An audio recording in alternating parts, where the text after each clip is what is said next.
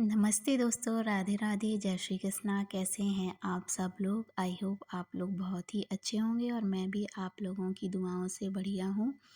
आज था शरद पूर्णिमा का व्रत जिसमें लड्डुओं की पूजा की जाती है। 6 लड्डू बनाए जाते हैं जो कि ढाई पाव मावा और ढाई पाव शक्कर का मिला के 6 लड्डू बराबर बराबर हिस्से के बनाए जाते हैं। तो उसी पूजा का आज मैं आपके साथ कुछ विधि शेयर करने वाली हूँ। जैसे हम लोगों के यहाँ हुई है, वैसे मुझे इतनी ज़्यादा जानकारी इसकी नहीं है, पर जो जो भी हुआ मेरे घर पे मैं वो आपके साथ शेयर कर रही हूँ। और जो भी कमी रह गई हो तो वो आप ज़रूर बताइएगा। तो जब नेक्स्ट टाइम हम लोग करेंगे तो वो ज़रूर से इंक्लूड कर लेंगे इन सब चीज़ों में। तो इस पूजा के दिन सत्यनारायण भगवान यानी विष्णु जी और माता लक्ष्मी की पूजा की जाती है। और जिसके यहाँ पे विष्णु भगवान की मूर्ति ना हो तो वो लड्डू गोपाल की को भी पूजा में रख सकते हैं। तो यहाँ पे हम लोगों के पास विष्णु भगवान की छोटी सी मूर्ति थी और लड्डू गोपाल के बगल में ही रख लिया था हम लोगों ने। तो दोनों ही जनों को रख के पूजा वगैरह स्टार्ट की थी। तो यहाँ पे आप लड्डू देख सकते हैं कि लड्डू वगैरह रख लिए गए थे। तो आज मैं इसमें आपको विधि बताते जा रही हूँ, वो कहानी सुना रही हूँ कि क्यों ये व्रत रखा जाता है और इस व्रत के रखने से क्या फ़ायदे या लाभ मिलते हैं और क्या-क्या मनोकामनाएँ पूर्ण होती हैं, ये चीज़ मैं आपके साथ शेयर करने वाली हूँ। तो यहाँ पे था कि मैंने जो कहानी सुनी थी वही मैं आपको सुना रही हूँ और उसी कहानी को शेयर कर रही हूँ। मुझे इतना ज़्यादा जानकारी नहीं है। तो नारद जी हैं जो वो भगवान विष्णु के पास जाते हैं। तो विष्णु भगवान पूछते हैं कि नारद ऋषि मुनि आप क्यों आए हैं? तो उन्होंने बताया कि मृत्यु लोक में यानी कि जो हम लोगों का लोक है वहाँ पे सभी लोग बहुत परेशान हैं, तो उनकी परेशानियों को दूर करने का कुछ उपाय बताइए। तो फिर विष्णु भगवान जी ने उन्हें शरद पूर्णिमा का बताया कि एक मथुरा नगरी में एक सुभद्रा नाम की जो पंडिताइन थीं वो शरद पूर्णिमा का व्रत रखती थीं। तो वो बहुत ही खुश रहती थीं और प्रसन्न रहती थीं। तो वहाँ पे एक साहूकार ने उनसे शरद पूर्णिमा के व्रत की विधि वगैरह पूछी। तो उन्होंने बताया कि शरद पूर्णिमा के दिन ढाई पाव मावे के और ढाई पाव शक्कर को मिलाकर लड्डू बनाते हैं, 6 लड्डू। उन 6 लड्डुओं को अलग-अलग तरीके से देना है, यानी कि पहला लड्डू प्रसाद में ही लगा लेंगे भगवान जी के नाम से और दूसरा लड्डू जो कि पति के लिए निकालेंगे, तीसरा लड्डू अपनी सखी सहेली के लिए या फिर सखी सहेली ना हो तो भगवान जी के मंदिर में जाकर ले चेंज कर देंगे। और जो चौथा लड्डू है वो आप अपने लिए खाने के लिए रखिएगा और एक 5वें लड्डू के 6 हिस्से आपको बनाने हैं और एक तुलसी का लड्डू निकालना है और 6 हिस्सों में आपको एक ग्वाल-वाल का निकालना है, एक बालक का निकालना है और एक लड्डू को अपने घर में प्रसाद के रूप में देना है आपको और एक गर्भवती महिला को देना है और एक कन्या को देना है। इस तरीके से आपको इन लड्डुओं को का वितरण करना है और आपको एक लड्डू खाकर ही ये व्रत रखना है। और जिन लोगों से ये मतलब लड्डू के अलावा भी जिन्हें लगे तो वो कुछ फलाहार ले सकते हैं। इस तरीके का था।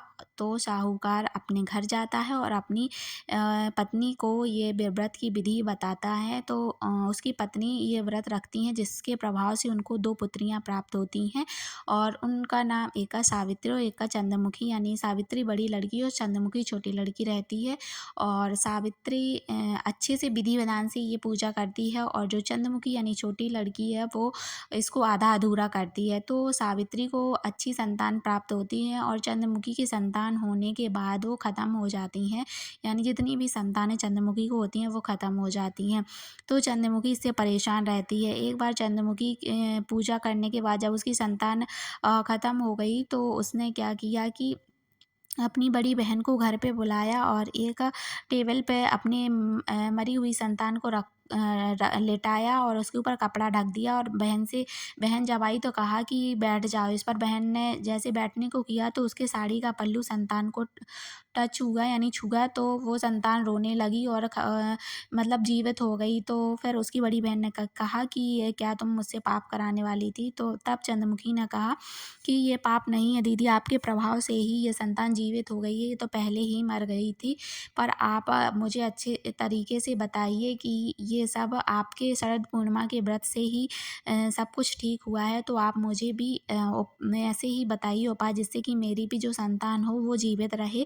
तो फिर चंद्रमुखी को सावित्री अच्छे तरीके से पूजा करना बताती है, तो फिर वो उसी विधि विधान से पूजा करती हैं, तो उनको जो संतान फिर होती हैं वो सही सलामत रहती हैं। तो इस तरीके की ये कहानी थी। इसी तरीके की 6 कहानियाँ रहती हैं, अलग-अलग रहती हैं। तो वो 6 कहानियाँ पढ़ी यहाँ पे, और 6 लड्डू रख लिए थे, और मम्मी ने ये पूजा की थी।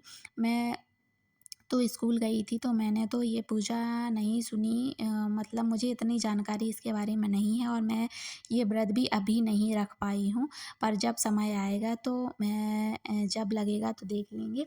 तो मम्मी ने ही ये पूजा वगैरह की है, तो उन्हीं की मैंने आपके साथ शेयर कर दी, और मुझे वीडियो मिल गई थी, तो मैंने मम्मी ने जैसे बताया वैसे ही मैंने आपके साथ शेयर कर दी। जो भी गलतियाँ हो क्षमा करिएगा, और आप कैसे करते हैं ये पूजा मेरे साथ ज़रूर शेयर कीजिएगा। और जो भी पूजा विधि की है वो तो वीडियो में आपको दिख ही रही है कि कैसे क्या-क्या किया है। तो ये सारी चीज़ें करने के बाद ही फिर उसके बाद हम लोगों ने यहाँ पे मतलब मम्मी ने आरती वगैरह की, और हवन वगैरह भी किया। सारी चीज़ें आपको पूजा में दिख ही रही होंगी वीडियो में कि किस तरीके से की। कहानी वगैरह 6 कहानी पढ़ी थी, तो मैं मुझे एक ही पता है जो मैंने सुनी है, तो मैंने वो आपके साथ शेयर कर दी। बाकी हैं यही सारी कहानियाँ, और आप जिस भी मनोकामना से ये व्रत रखते हैं वो सभी मनोकामनाएँ पूर्ण होती हैं। विशेष करके इस व्रत में शाम को अमृत वर्षा होती है, पूर्णिमा के दिन जब चंद्रमा से रात्रि में खीर बना के जो रखी जाती है, रात्रि में इस व्रत में खीर बनाई जाती है और चंद्रमा की रोशनी में रखी जाती है वो, जिससे अमृत वर्षा जो है वो खीर में होती है, और वो खीर सभी लोगों को दी जाती है खाने के लिए, सब घर वालों को। तो ये इसका रात्रि का समय रहता है जब चंद्रमा को अर्घ दिया जाता है और खीर का प्रसाद लगाया जाता है, और उसमें अमृत वर्षा होती है। इसके बाद फिर ये संपन्न हो जाता है। उम्मीदों में था मेरे अपने हाथ उठाओ, द्वार पड़ा तेरे। ओम जय जगदीश हरे, विषय विकार मिटाओ, पाप हरो देवा। स्वामी पाप हरो देवा, श्रद्धा भक्ति बढ़ाओ, संतन की सेवा। ओम जय जगदीश हरे। आ जाओ ना, आ जाओ ना, रोजे रोजे भोग लगा जाओ ना। पूरब से आओ प्रभु, पश्चिम से आओ, उत्तर से आओ प्रभु, दक्षिण से आओ।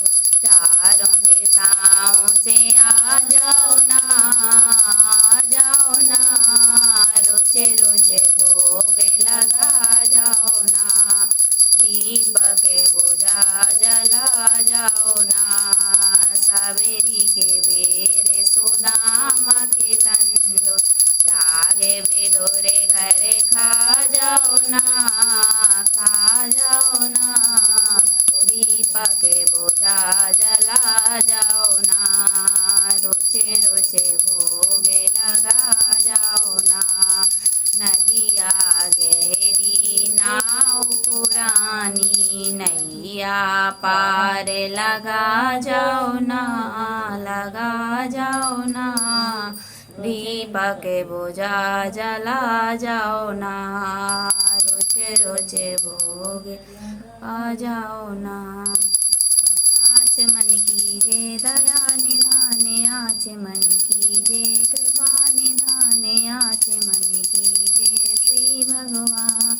मेरे मन मंदिर में आने बिराजो, मेरा जीवन सफल बना दो, करो मेरा कल्याण। आचमन कीजे दया निधान, आचमन कीजे कृपा निधान, आचमन कीजे श्री भगवान।